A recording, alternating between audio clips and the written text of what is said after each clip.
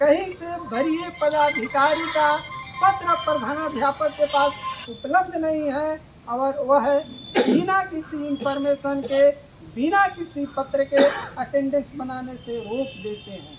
बावजूद हमारे शिक्षक आज तक उस विद्यालय में जा करके, या माननीय उच्च न्यायालय पटना की बात करें, तमाम आदेशों का अनुपालन आज की तिथि तक संबंधित पदाधिकारी के द्वारा नहीं किया गया।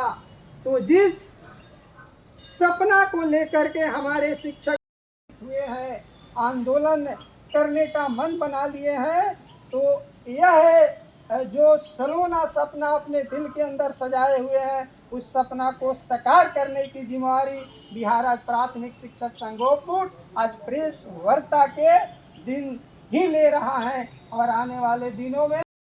आज प्रेस वार्ता का आयोजन किया गया है, क्या मुद्दा है, किस प्रयोजन के लिए इस प्रेस वार्ता आयोजित की गई, बताइए। सबसे पहले आज के प्रेस वार्ता में उपस्थित बिहार राज्य प्राथमिक शिक्षक संघ गोपगुट के जिला सचिव धर्म कुमार राम जी, जिला उपाध्यक्ष सत्येंद्र जी, संयुक्त सचिव हैं मनोज कुमार गुप्ता जी, महासंघ के हमारे जिला सचिव उमेश कुमार सुमन जी, रामानंद जी, संजय कुमार सिंह जी और तमाम अज्ञाओं प्रखंड से जो प्रताड़ित हमारे शिक्षक हैं, साथ ही सभी मीडिया कर्मी भाइयों का आज के प्रेस वार्ता में आप सबका हार्दिक अभिनंदन है, स्वागत है।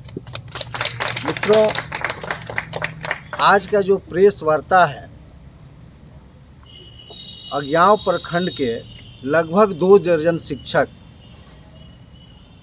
12 वर्षों 13 वर्षों से विभाग की लापरवाही और जो विभागीय पदाधिकारी हैं उनको इनके कार्यों का संज्ञान नहीं लेने के कारण प्रताड़ित हो रहे हैं, उससे संबंधित ही आज का प्रेस वार्ता है। प्रेस वार्ता में कई बिंदु हैं, शिक्षकों से संबंधित कई समस्याएं भी हैं, लेकिन मुख्य बात आज अज्ञाओं प्रखंड के जो हमारे प्रताड़ित शिक्षक हैं, जिन्हें कई चरणों में जो हमारा न्यायालय का जो सिस्टम है, उस न्यायालय से इन्हें न्याय मिलते रहा, जिला अपीलीय प्राधिकार हो, राज्य अपीलीय प्राधिकार हो, माननीय उच्च न्यायालय हो, सब जगह से शिक्षकों के हित में फैसला हुआ है।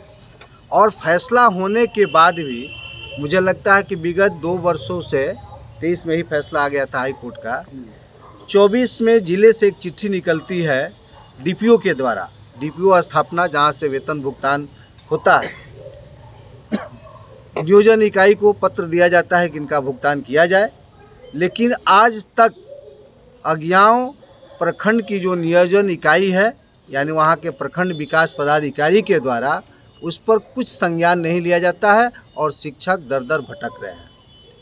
इसके संबंध में ही हम लोगों ने प्रेस वार्ता, माननीय आप जैसे प्रबुद्ध जो चौथा स्तंभ है हमारी बातों को लोकतंत्र में रखने का, आप सबको हम लोगों ने आमंत्रित किया है कि आप हमारी समस्या को, हमारे शिक्षकों के दर्द को आप उन पदाधिकारियों तक पहुंचाने का ईमानदारी से काम करेंगे ताकि हमारे शिक्षकों को न्याय मिल सके।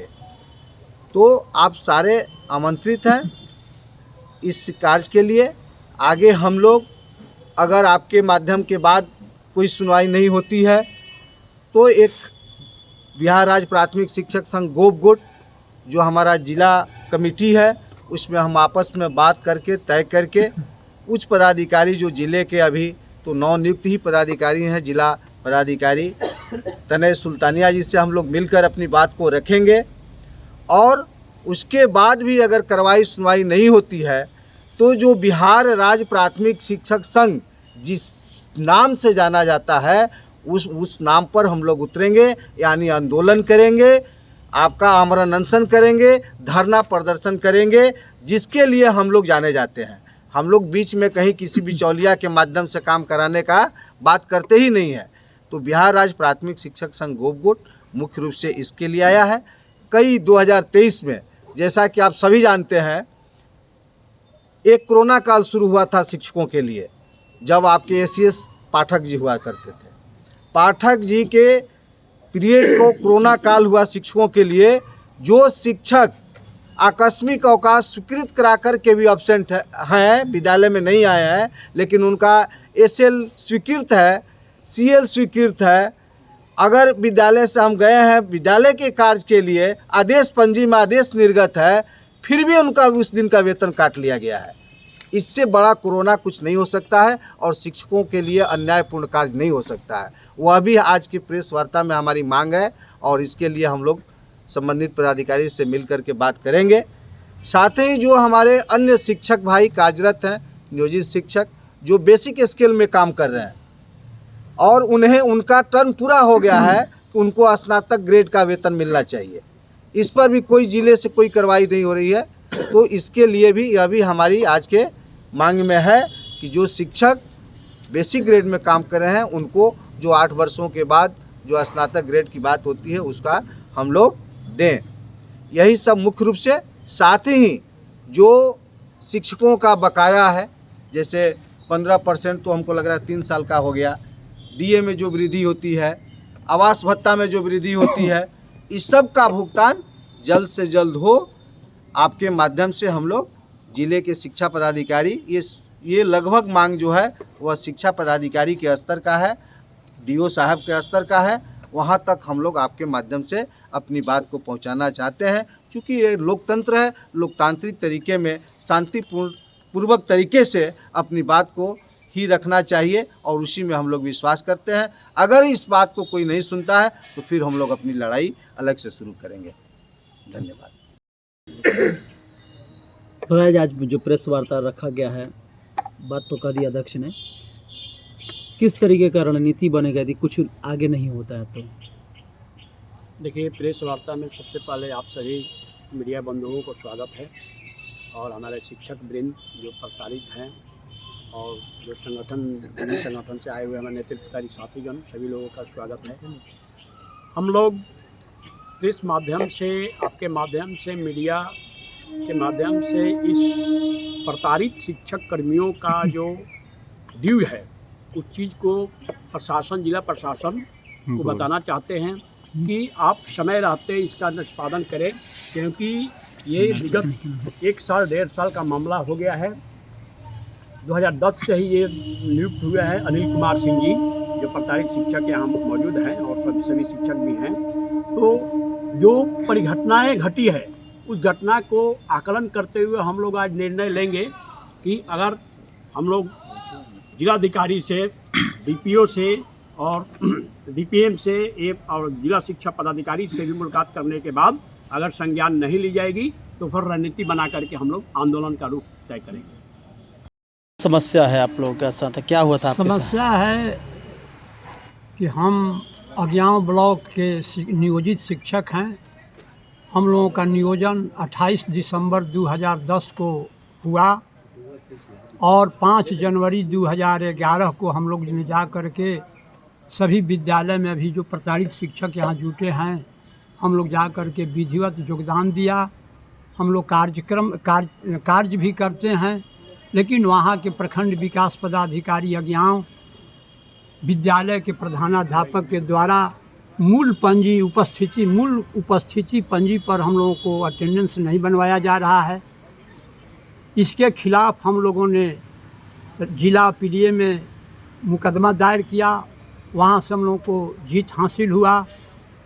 इसके बाद यहाँ के जिला शिक्षा पदाधिकारी के द्वारा राज्य PDA प्राधिकार बिहार में भी अपील वाद दायर किया गया।